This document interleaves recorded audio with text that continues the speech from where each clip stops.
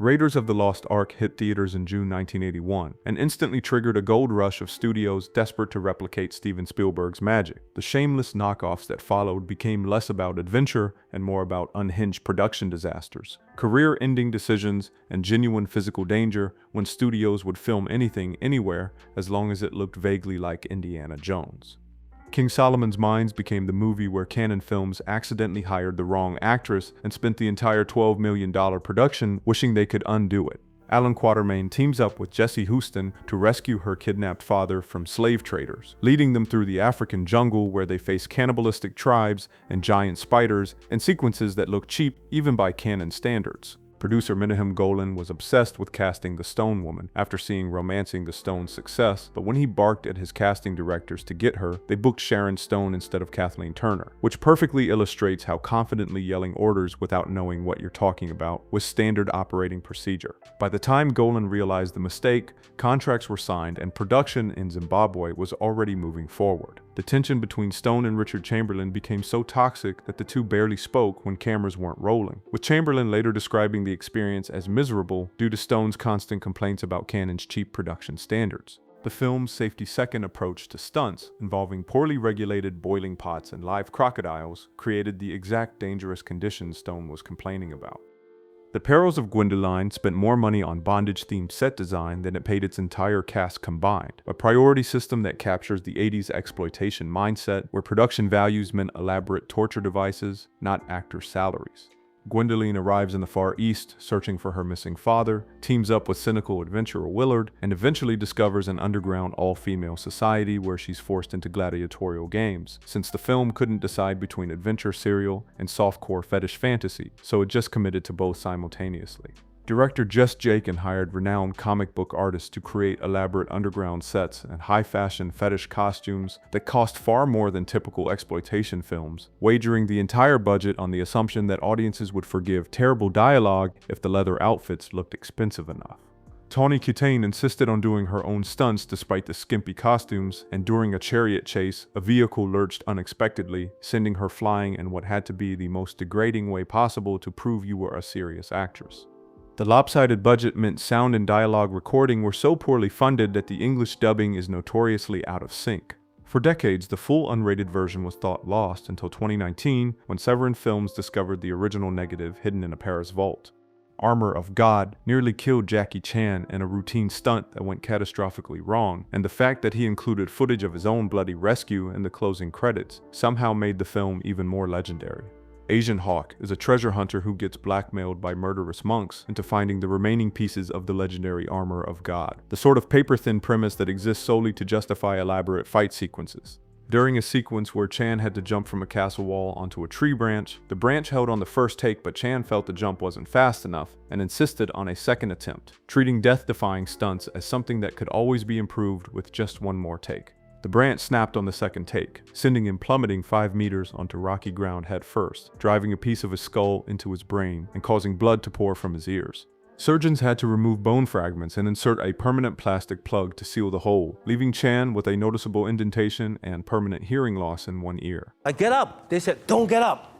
Then suddenly I hear my ear, poo, poo. The blood comes out. Oh, God. And the hole's here. You had a hole in your head? 2 fingers. 2 fingers? Yeah. Take these 2 fingers. I'm bowling with Jackie Chan. Oh my God, yes, yes, yes, yes! The entire $15 million production stalled for months while Chan underwent intensive rehabilitation, with genuine fears he would never perform stunts again, turning the entire movie into a waiting game to see if their star would recover from a literal hole in his skull.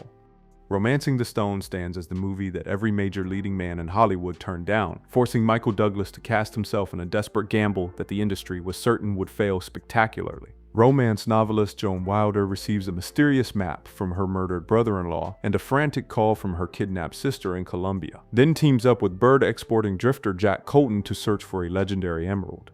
Douglas originally offered the part to Sylvester Stallone, Christopher Reeve, and Burt Reynolds, all of whom rejected it because the script was considered too soft, leaving Douglas with the humbling realization that nobody wanted to star in his own movie. Realizing the movie would never get made, Douglas cast himself despite being primarily known as a producer, and the studio kept the budget low at $10 million because they didn't believe he had movie star charisma. Filming in Veracruz turned into a literal swamp as relentless tropical storms turned the jungle floor into a waist-deep mud pit. Before the film hit theaters, Fox executives were so convinced it was a disaster, they fired director Robert Zemeckis from his next project, Cocoon. The film opened and became a massive sleeper hit, eventually grossing over $86 million against the $10 million budget. The Jewel of the Nile forced Kathleen Turner back into production at legal gunpoint after she tried to quit over the dreadful script, which is the kind of Hollywood strong-arming that makes on-screen romantic chemistry particularly hard to fake. Joan accepts an invitation from charming ruler Omar to write his biography, but Jack discovers Omar is a brutal tyrant who has kidnapped the Jewel of the Nile, which turns out to be a holy man instead of a gem. Turner felt the sequel script was dreadful and formulaic, and when she told Michael Douglas she wanted out, Fox threatened her with a $25 million breach of contract lawsuit, using legal paperwork to force her compliance. The legal pressure was so intense, Turner was forced onto the plane to Morocco against her will, making her one of the few actors in history who can legitimately claim they were legally kidnapped into starring in a sequel they hated. The production was shadowed by genuine tragedy when a scouting plane crashed during preparation for the aerial sequences, killing production designer Richard Dawking and location manager Brian Coates instantly. Filming in the Sahara became a financial nightmare as the budget spiraled out of control due to 120-degree heat and frequent sandstorms. While the film eventually grossed $96 million, the sheer exhaustion ensured that a third installment would never happen. High Road to China became Tom Selleck's consolation prize after losing Indiana Jones to a television contract, and the entire production existed as his chance to show he could still be an action movie star despite being robbed of the role that would have made him a legend. Hard-drinking pilot Patrick O'Malley gets hired by wealthy socialite Eve to find her missing father in the mountains of Asia before his business partner has him declared dead, giving Selleck a chance to play the roguish adventurer he'd been denied when his Magnum contract wouldn't release him for Raiders.